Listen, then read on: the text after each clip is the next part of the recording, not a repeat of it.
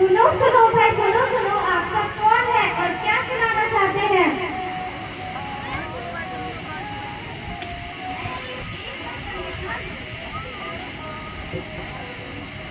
मैं देश का संविधान गीता अम्बेडकर जी ने लिखा है। क्या आप जानते हैं हमारे देश के संविधान के बारे में? नहीं नहीं, हम नहीं जानते हैं। नहीं जानते हैं ना, तो यह करिए। अफसोस की बात है कि हमारे देश के संविधान को लागू हुए 75 वर्ष और 2 महीनों से अधिक हो गया है, पर हमें अपने मौलिक अधिकारों को किसी देश के शासन को मूल नियमों एवं कानूनों के अनुसार चलाया जाना है, उसे संविधान कहते हैं।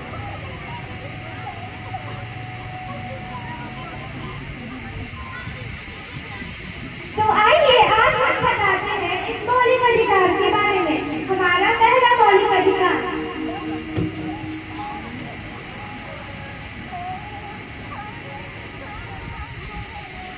क्या कर रहे हो? देख कर नहीं चल सकते हो क्या? क्या हुआ? हमारे कंधे से लेकर चल सकते हो? खुद तो गिर गिर कर चलते हो। मेरे पूरे कपड़े गंदे करके गंदा गंदा। मैं कपड़ा हूँ तो क्या है? इसको तो समानता का अधिकार नहीं है। क्या समानता का अधिकार? हाँ समानता का अधिकार। हाँ समानता का अधिकार।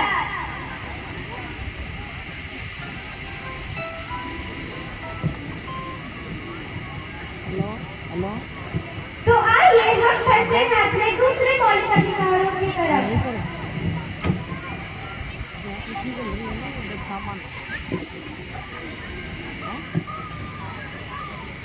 नहीं अभी तो पापा नहीं है। पापा, क्या हुआ? मुझे गोवा जाना है। क्या? गोवा जाना कौन वाला है? है? थोड़ी देर। मेरी कॉलेज की सभी दोस्त गोवा जा रही हैं। मुझे भी जाना है। नहीं, तुम एक लड़की हो, तुम्हें मैं इतनी दूर नहीं भेज सकता। पापा प्लीज, जाओ जाकर घर का काम करो, जाओ।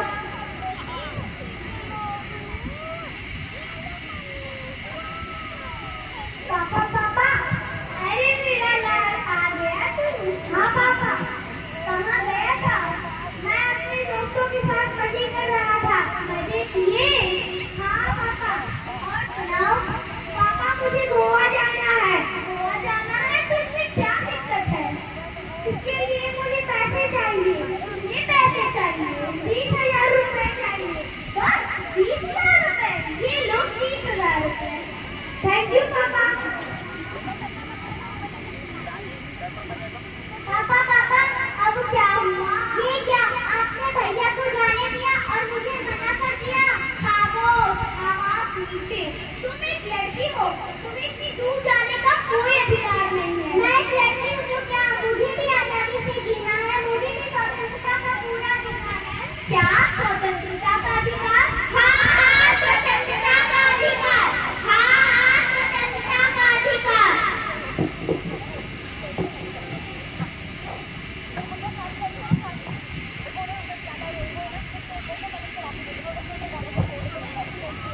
तो आइए हम बढ़ते हैं अपने तीसरे मौलिक अधिकारों की तरफ।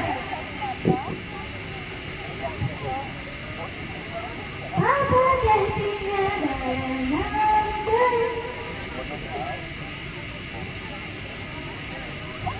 क्या कर रही है मोर? साफ सफाई कर रही हूँ मार्केट। ऐसे साफ सफाई करेगी जहाँ की तहाँ गंदगी पड़ी हुई है। साफ कर रही हूँ मार्केट। मार्केट से जब आ जाएगा। अरे अरे क्या हुआ? साइड होइए। क्यों मार रहे हैं? क्या कसूर है इसका? ये मेरी नौकरानी है, चाहे जैसे भी बर्ताव कर सकती है उसके साथ। तुम कब होती हो बीच में बोलने वाली? मैं इस देश की जिम्मेदार नागरिक हूँ। मैं मानती हूँ कि ये तुम्हारी नौकरानी है, पर तुम्हारा जैसा मन तुम वैसा बर्ताव इसके साथ कर सकती हो। परंतु इसकी उम्र तो देखो, लगभग 14 वर्ष से भी कम है। तुम इससे काम करवाती हो? तुम्हें शर्म नहीं आती?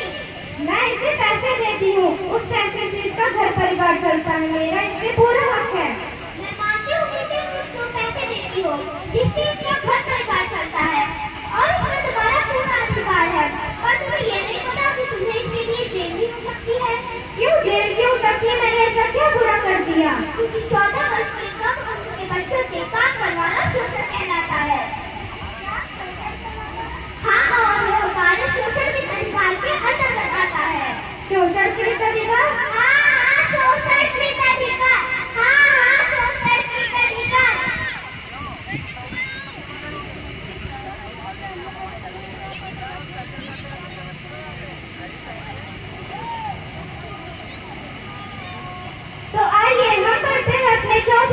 अधिकारों की तरफ।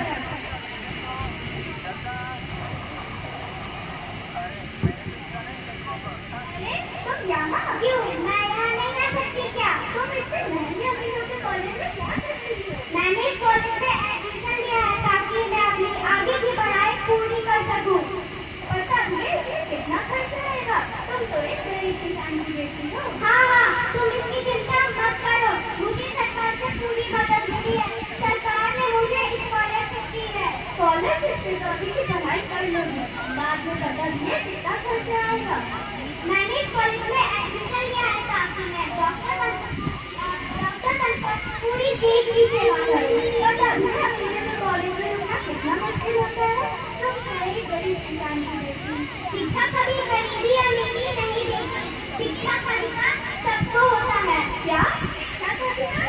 हाँ, शिक्षा का अधिकार। हाँ, शिक्षा का अधिकार।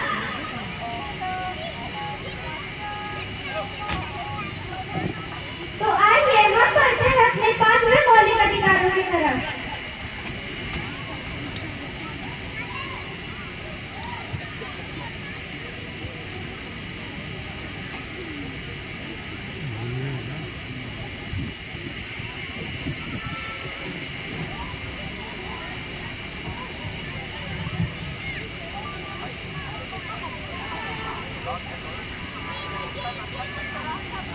ये बच्चे भारतीय संविधान और रचना से आपको आगे करना चाहूंगा और उनके गार्जियन से कहूंगा कि अपना गाना तैयार करेंगे।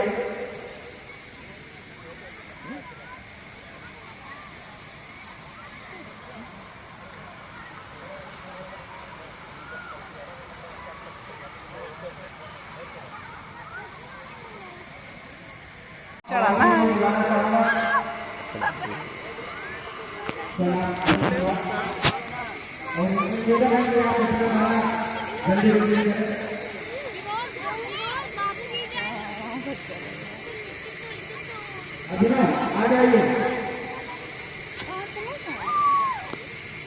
आप नीचे उतर जाओ, एक बार चढ़ गए हो तो।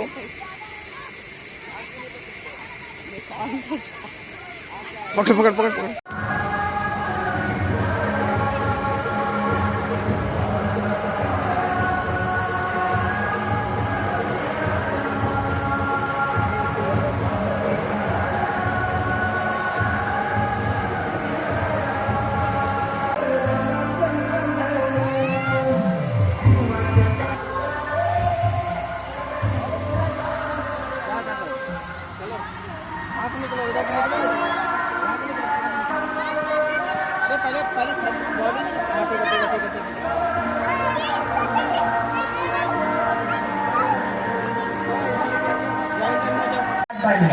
जो कहता है किसी को ना देखो, किसी को ना सुनो, किसी से कुछ न बोलो, और ये बंदर आप सबके घर पर राज कर रहा है और हमारी ही नजर के सामने हमारी पूरी जिंदगी बदल रहा है। सही न जी सकता है, न खा सकता है, न पी सकता है, और इतना ही नहीं, इसके बिना तो किसी का वजूद ही नहीं रहा।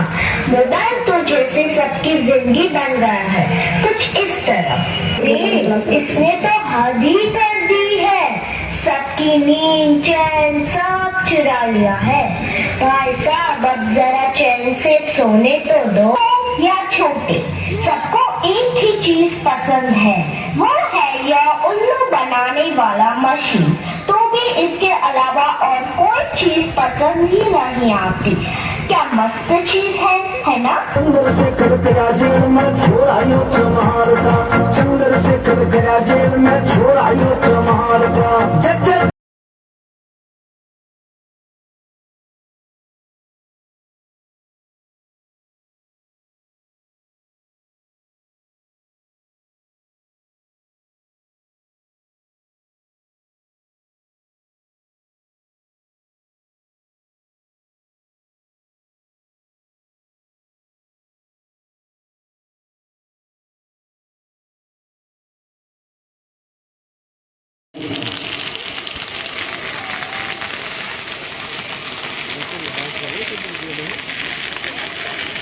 इसके बाद वाला भाई तैयार है। और यहाँ पर पुलिस आ रही है राणा वर्मा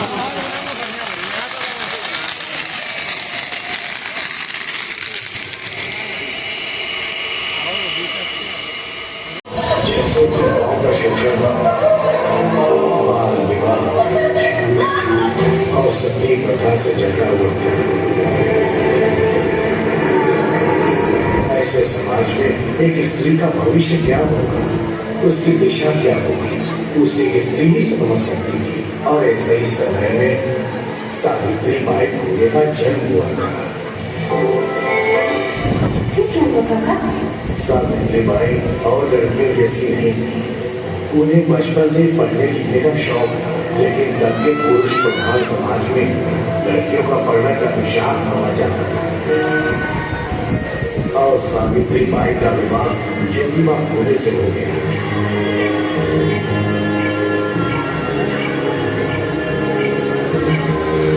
एक बार जोर टाटा सावित्री बाई फुले और ज्योतिबा फुले के सम्मान में उसे ज्योतिबा बहुत अच्छे से जानते थे।